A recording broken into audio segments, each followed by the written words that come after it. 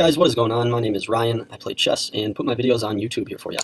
Today I've got a good example of a suffocation mate and some good themes and ideas of how to play against the queen's pawn game. One of the reasons that I like the French defense so much is that it can just simply transpire into a queen's pawn game, and so it's basically less openings that you have to know because it's convertible to 2 openings. So basically the game started off with d4. I responded d5, brought his bishop out, and I've got the typical lineup of the French right here. So he brings this pawn out, and I begin to start to fianchetto this bishop. So he brings his knight right here, and immediately he's setting up to attack this pawn right here, because he's able to bring the knight here and then check win my rook as well as this pawn. So this is a dangerous attack, and so I immediately want to get this bishop out of here. I do this, and instead of just taking right here and recapturing, he defends with the queen, which is not a bad move in any right. I decide to just take it. His bishop right here is on a very solid square. I castle, and he goes along with the original plan of bringing this knight right here. My rook is trapped in.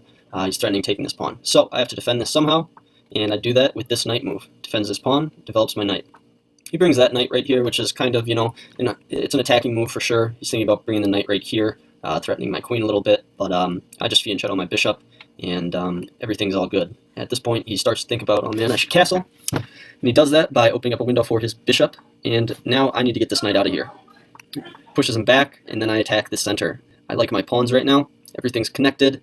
I wouldn't mind if he captured here with the bishop. I'd be able to stop him from castling on the king side, and I'd be at an advantage. You can see right here, the analysis is it's in completely equal game. He brings his pawn down right here, and this is a mistake, I think, because it basically just loses a pawn. So I take, he takes back, and I recapture with the knight. Develops a bishop, and if you watch my other video on square theory, four quadrants of the board here, he's starting to amass a good attack over here on my king side, so I'm a little bit nervous about that. So for the time being, I guess I stop anything on the queen side. I lock down this knight, can't move here, this bishop can't move here. He castles, and I attack this knight. He defends it with the rook, and I defend my knight with this pawn. He begins his attack on the king side, which is a good pawn push move right here. And I develop my knight, or my rook right here, thinking about, doubling up and putting more pressure on this knight right here. He attacks my rook, which is a very good move. And I go ahead and take this pawn. If he recaptures my rook now, I'll just take his rook, and it'll be fairly equal. He doesn't do that. He takes back with the bishop. I take back with the rook, and he protects his knight. I kick the knight out of there, and I attack this rook. He doubles up on this file, and now I can't really defend this pawn very well. So I decide to just push it. He takes with the knight, and I push my pawn again, kicking this rook out of that position. This is kind of where the table starts to turn. I just take that rook, get him out of there, and I begin to set up a half-hearted attempt at queening this pawn. It's a half-hearted attempt because he has to pay attention to it, but I don't see any way for me to actually queen this pawn right here. He attacks my queen, which is a very good move, and I simply just move my queen right here. He attacks it again, attacking both the bishop and my queen. It's a very good move. I defend. Now if he recaptures here with the knight, I would capture his knight up here. So he gets that guy out of the way, which is a mistake because now I'm able to, there's 2 defenders on this knight and 2 attackers. So basically it's as if it's a undefended piece. So what I want to do is remove one of the defenders, and I do that by threatening the rook. Now what he should have done is probably move to right here, threaten the pawn as well as stay on this knight. That's the first mistake of the game, and it allows me to just capture this knight.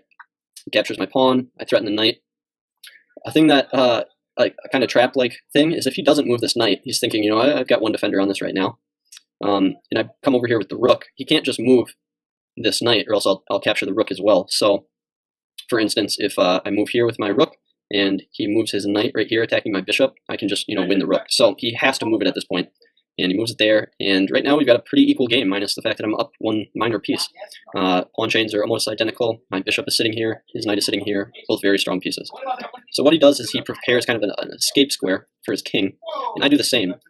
I like this triangle here, instead of moving this h7 to h6 and then moving my king right here, because this pawn is hanging then in that scenario. So I like to get my king in this nice little pocket. He goes ahead with his plan and brings the king right here, and at this point I start to put pressure on his king side. He comes down with the check, which is a decent move, but I just go in my escape square, and this is where the suffocation mate comes into play. Now what is a suffocation mate? A suffocation mate is using the knight and the bishop. It works by using the knight to attack the enemy king and the bishop to confine the king's escape routes. So we'll see how this comes into play here. You see my bishop, my knight. So I'm able to come in here with a check and push the king further into my zone. I want to keep this pressure here along this diagonal because this is very threatening for his king right now. But I also want to take this pawn and check him further into my territory. So I just dropped the bishop back one. He has to respond to this now by protecting this pawn, and this is kind of weak because I just threatened taking the knight again. So he moves right here, and that's a blunder because it allows checkmate in two. This was the king's only escape square, and he just covered it up. So I check, and he moves to his only flight square left, and you can see how this rook is blocking this diagonal, and more importantly, this bishop is stopping all these light squares. So if you saw it, just bring the knight right here, and that is checkmate. This is a suffocation mate, if I've ever seen it. It's just too much for the king to handle. So I like this game a lot. Wish you the best of luck in your chess games. Take care. Bye.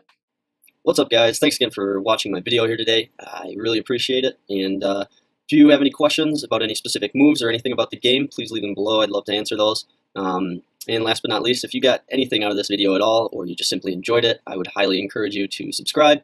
It helps me out a lot. And that way you can, get in touch with any future videos that I put out. Anyways, have a good rest of your day, and good luck in your chess.